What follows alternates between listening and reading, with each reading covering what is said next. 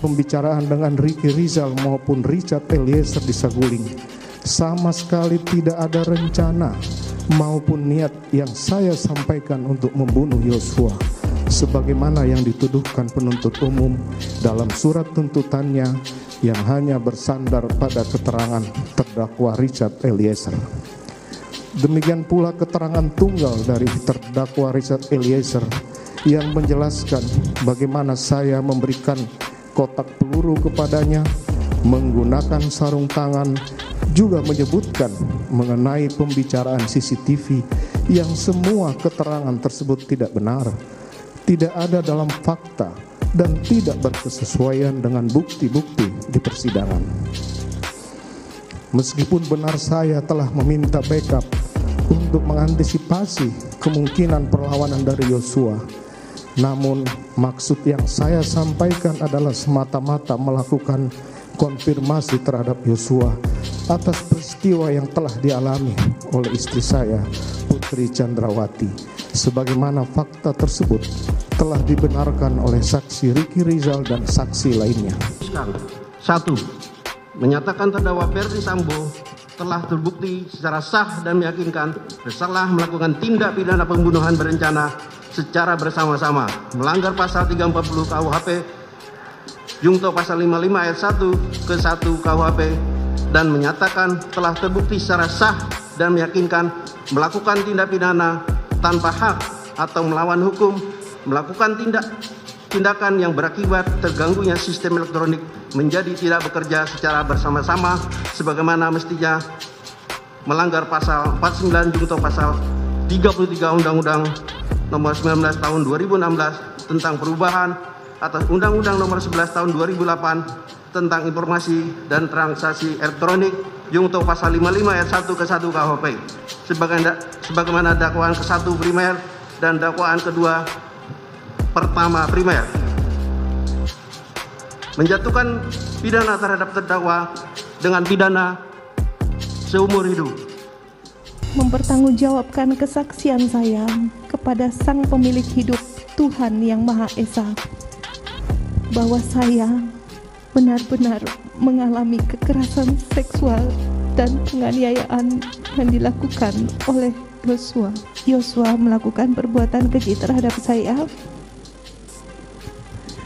Dia melakukan kekerasan seksual, penganiaya, dan mengancam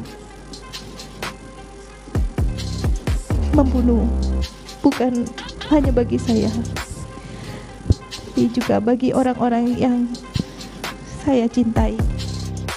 Penasehat hukum terdakwa memohon kepada Majelis Hakim Pengadilan Negeri Jakarta Selatan yang memeriksa, mengadili, dan memutus perkara ini agar kiranya dapat mengabulkan dan menjatuhkan putusan sebagai berikut. Mengadili: 1.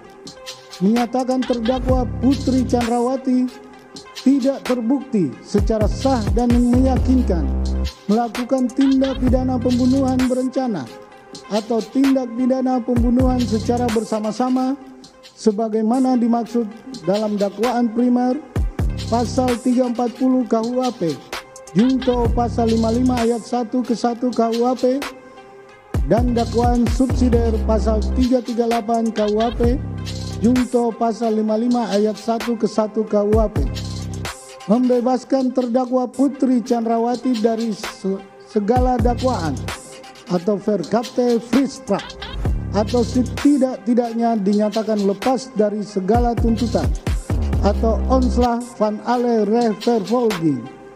3. Memerintahkan penuntut umum untuk mengeluarkan terdakwa Putri Chandrawati dari Rumah Tahanan Kejaksaan Agung Republik Indonesia Cabang Salemba.